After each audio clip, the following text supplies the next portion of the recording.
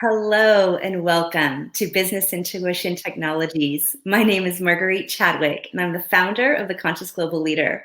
I'm here today with Ashley Lee, who's my colleague and my co-host from Brain Integration Institute, and our esteemed guest, Alyssia. She's the founder of the Ascended Warrior. Thank you so much, Chris, for being with us here today as we lean into and discuss this first chapter of our mastery series called Who's in Your Inner Boardroom? Who's guiding your inner boardroom? Welcome, Chris. Thank you. Thank you so much for having me. Oh my gosh, we're so excited you're here to share all the depth and the breadth and the wisdom that you bring forward to really deepen our conversation about our inner boardroom, right?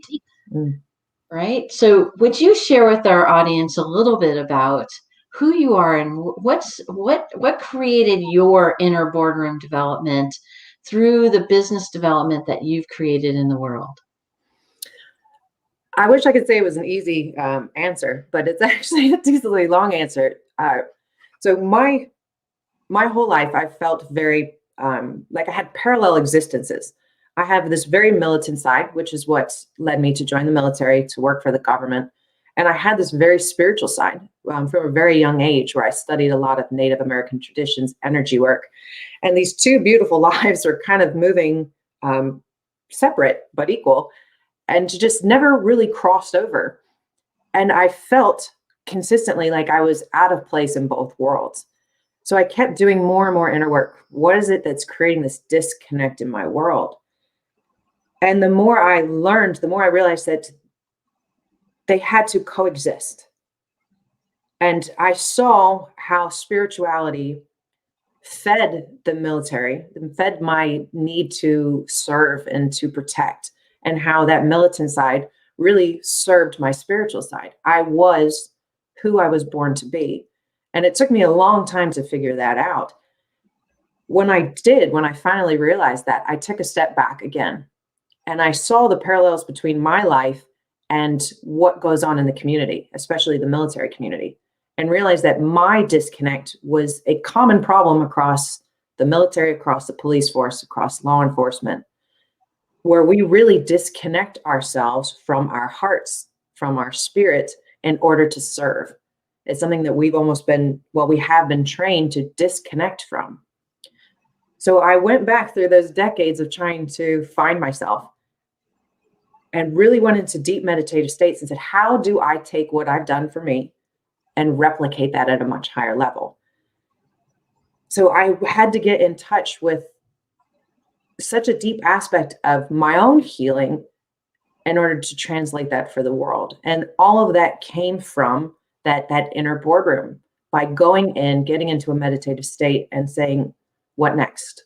What next? What next? And just following that spiritual trail to find me and then to help others find themselves. That is so beautiful. Thank you for sharing. It's not an easy answer. It's decades worth of work. It was elegant and beautiful answer. And thank you for sharing me, because I think and really believe that we all experience that. I experienced that too in the Western medicine world as well. How do I bring spirituality and our emotional and mental well-being to the bedside of critical care? So I agree with you in many business acumen and attributes and career development. We do find that disconnect. Maybe it starts in school, maybe it starts in college, maybe if it starts in all these areas that we don't recognize we can bring through. And I would love to ask you this deeper question of, how do you determine who's running your inner boardroom from moment to moment when you're busy in your business day, and how do you navigate those inner boardroom members to really create that wholeheartedness that you talked about? So it's a moment-to-moment choice for sure. When you get into the daily grind, it's very, very easy to fall back on the ego CEO, which is that little voice in your head it's there for a reason, but it's also not giving you truth. It's not giving you truth that's going to help you make a decision that you can be really happy with. So how I've learned to navigate that, whether it's the ego leading or my heart leading, is really just to be aware.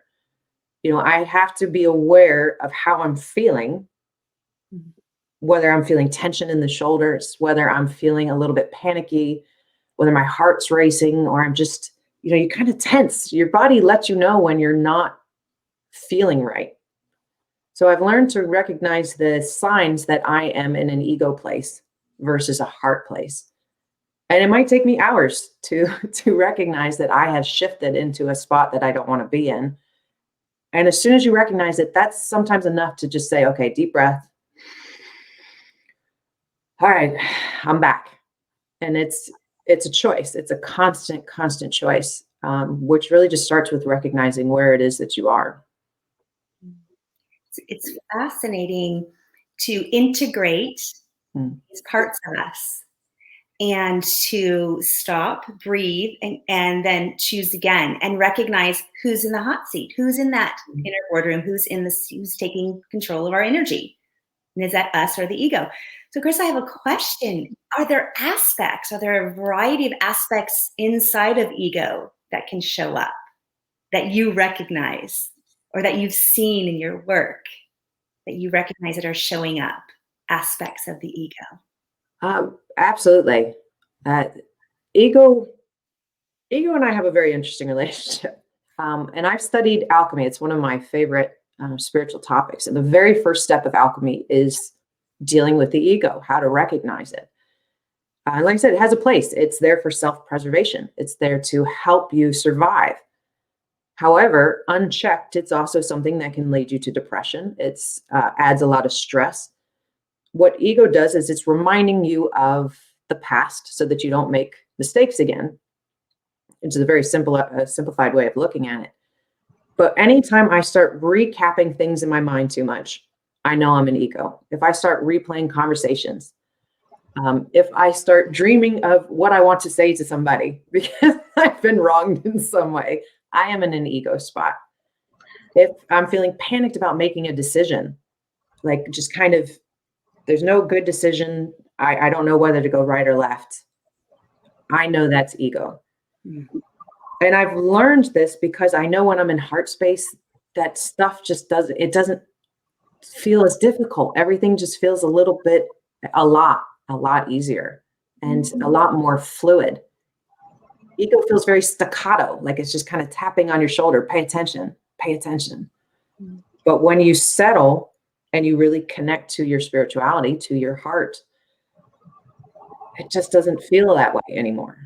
It feels like you're taking a deep breath every time and you can feel it like expanding through your body. And even talking about it, I can feel like I get tingles all through my body. It's letting me know I'm making decisions from a good place.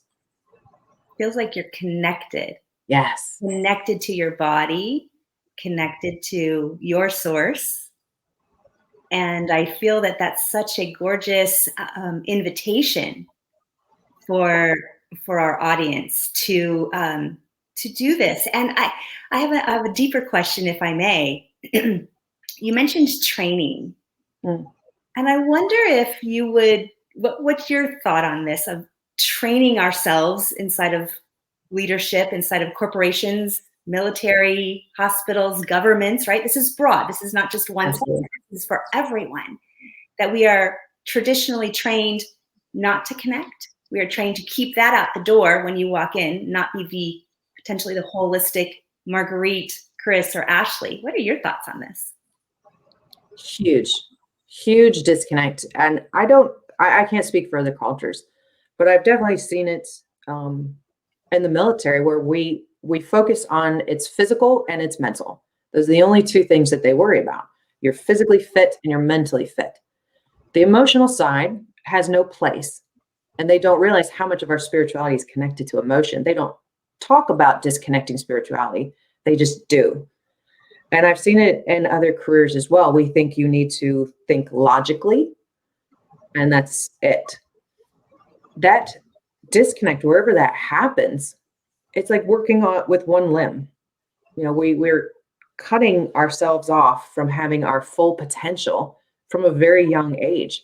Mhm. And if you're making decisions with just your brain and no other part of you, that's like 10% of your capacity. Yes, every aspect of this world would be stronger to train how to not just think, but how to feel and how to connect. Beautiful. It's beautiful. And thank you for bringing in the practical to this. That's what we're really so excited about bringing to our audience and to our into the business world, to reshape and say it's really okay, and you are actually stronger, bigger, better. Your genius, your gifts come through much more to your advantage for the world. Absolutely. Marguerite, you said something really beautiful there about how when you're being your whole self, that is physical, mental, emotional, and spiritual, even in a chaotic or challenging or conflictual environment. Chris, how does that play out for you when you're able to connect to your full self and bring forward that giftedness? For example, what would that giftedness look like? So there's a couple good examples, and I've deployed for the military a couple of times, and I've learned from one deployment to another, the more I work on myself, the more I can handle everything that's thrown at me and maintain happiness.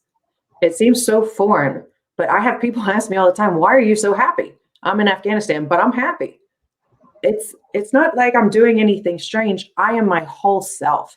I have connected to myself. I know who I am. I know what I am, and I know how I serve. I love that expression. It makes my life happy, regardless of everything else that's going on. It makes me a whole person. And I see this with, in the military, the higher echelons you get, they start giving you mindfulness training, which is pretty ironic because they don't believe in talking about spirituality, but they do it so you can be a better soldier, so you can handle stress, so you can make better decisions, so you can choose left or right faster. Take that to the next level. They understand that it helps, but they haven't taken it far enough. If you take it to that next level, not only are they better soldiers, they're better people, they're more whole, and then when they get hurt, when they face challenges, they don't have all the trauma and stress and depression and all those other side effects that come with our existence. They are whole. That stuff doesn't have a place in their lives anymore. So if you look at the practical side, it makes their service better, it makes their lives better, and it makes their time after service better. Everything is affected by this. You mentioned a really critical value point there, was during stress or during a chaotic or conflictual situation, when you're embodying the whole you're able to process that moment more clearly than if you were just a physical body and just a physical brain and just rudimentary figuring things out. You're able to encapsulate that whole situation and take a broader, more expansive, quick viewpoint of what needs to happen or what is happening. And so your ability to process that conflict after, as you stated so clearly, is easier to move through rather than keeping everything stuck, like our suppressed emotions, maybe during a very chaotic or significantly challenging situation like being in active duty in the military. Absolutely. And you look at the transitioning military, and we face some significant problems. And what I found is the problem is when we disconnect from spirituality, we have to adopt almost a false identity.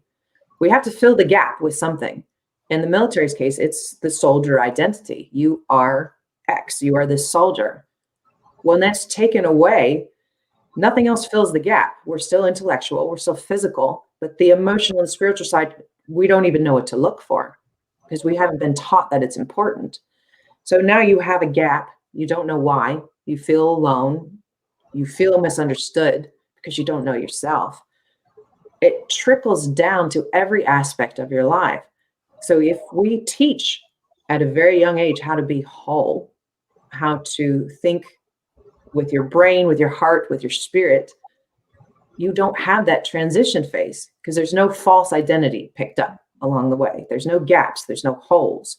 You are one with yourself. If you think about how that works as far as the medical system, the healthcare system, the mental health system, I can't even begin to discuss the effects that would have on our system if we started teaching that at a young age. It's powerful what you just shared. It's palpable how powerful this is. And as I come from, my experience is coming from corporate. It is an operation. Mm-hmm. It is a mission, if you will.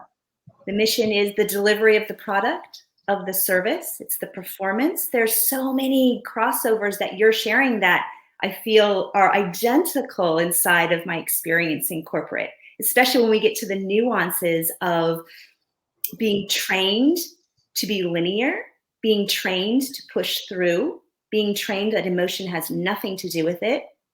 Yet actually, that's what clients in the market space wants to connect on. They may not know how to name it or call it. So I just love this bridging of these concepts that I think are innately wanting to happen, but we're looking for the tools. And by all of us sharing this experience right here, we're sharing how we can integrate these tools, the spirituality, the connecting through our body, through our source, through our inner boardroom, to bring this all together to be more of Chris, more of Ashley, more of Margrete. So, Chris, what would you say? I've been thinking about this as our conversation has deepened. As you've been working with your clients, the veterans, and even in the workspace prior to inside of the military branches that you've been working in, what have you witnessed when they start to shift? What have you witnessed when they start to embody their inner guidance and utilize this as a navigation tool for decision making? Really emphasizing decision making as our GPS.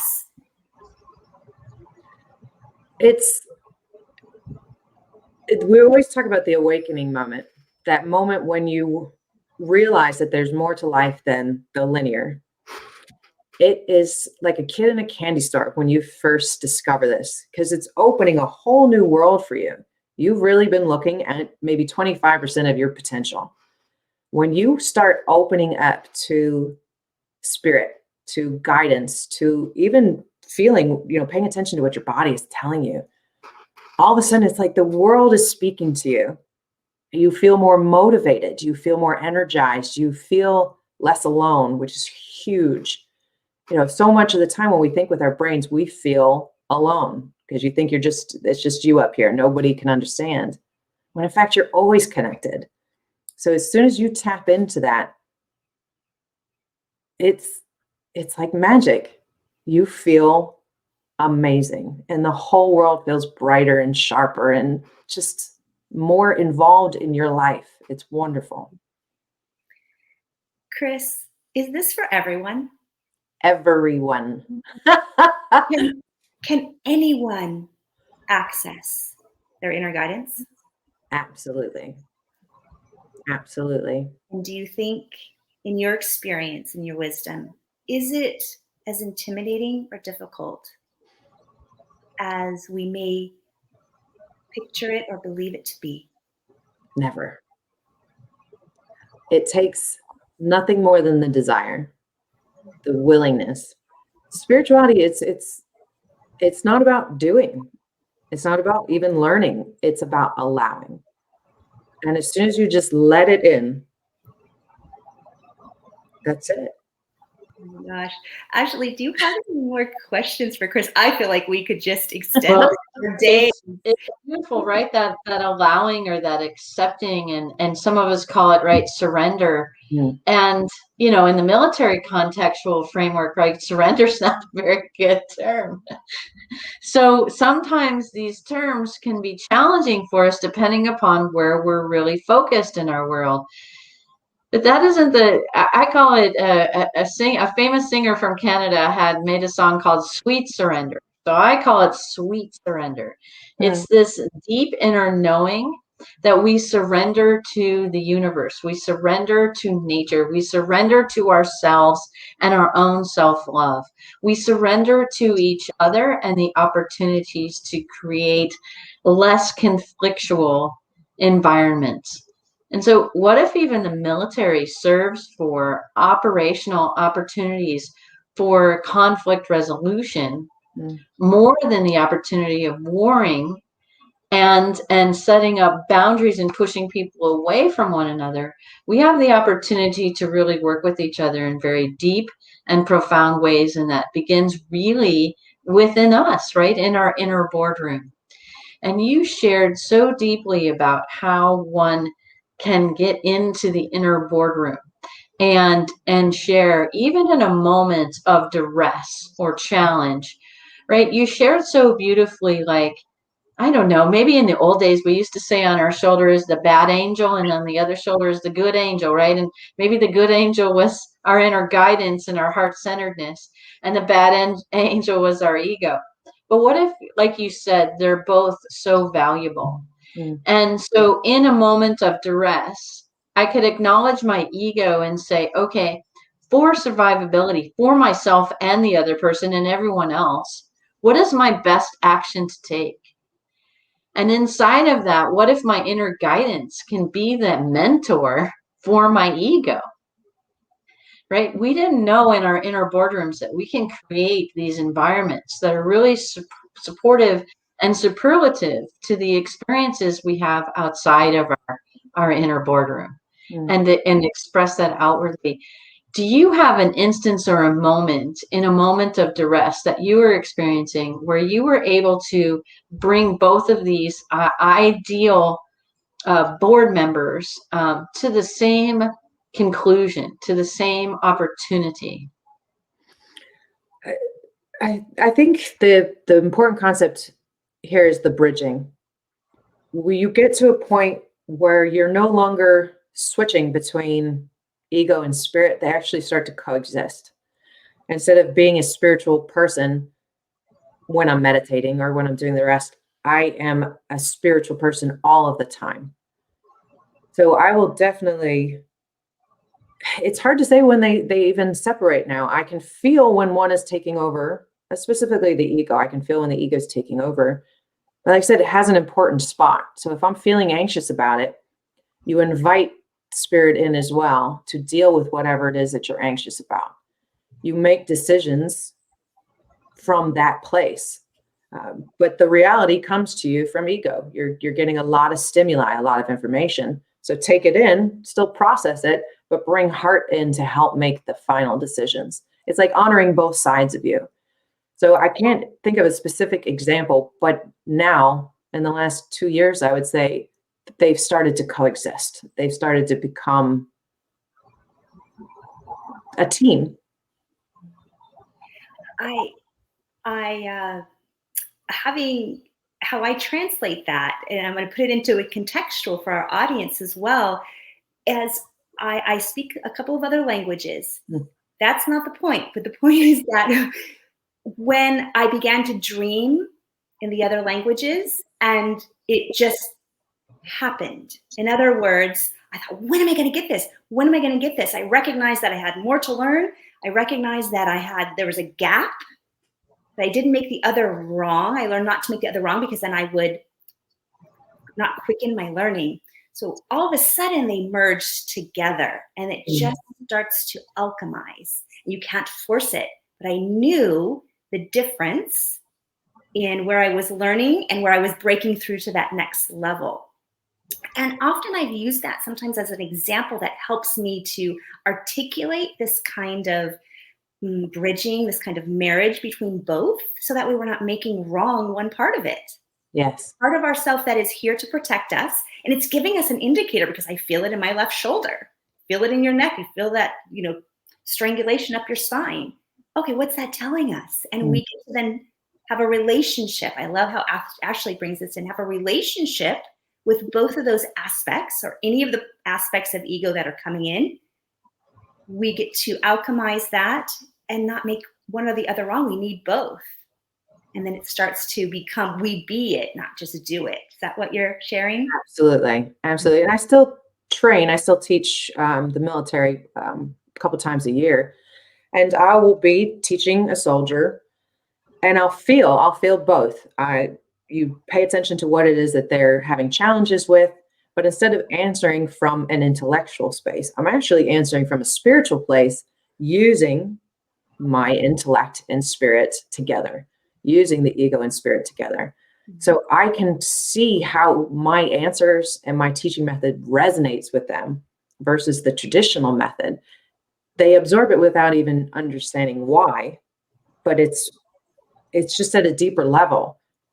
The information is delivered from a heart place. And whether they understand it or not, it resonates with them more. And they remember it, and they have no idea why, but I'm always sneaking spirit into my training lessons. It's always there.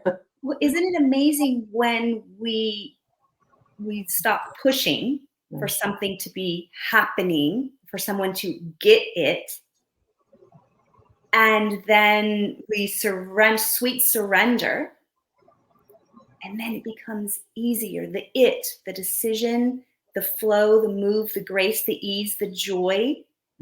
How many times do we know or have experienced that when we're full and complete, then decisions are actually more seamless and possibly even joyful, take less time, less angst, and we have less headaches or whatever tends to show up in our body. Absolutely. Well, this has been incredible. This is so powerful for our audience, for leaders, for teams. You bring in so much wisdom, Chris, to this conversation for this first chapter of this mastery series. Who's guiding your inner boardroom? What is an inner boardroom? The two aspects that can be the bridging, the alchemy, the relationship between the two, and that it's possible for everyone. This isn't something special that we can't attain, or for those over there who have the time. This is for everyone. And your contribution to this is fantastic, and we so appreciate you supporting the work that you do with these gorgeous souls that you're supporting.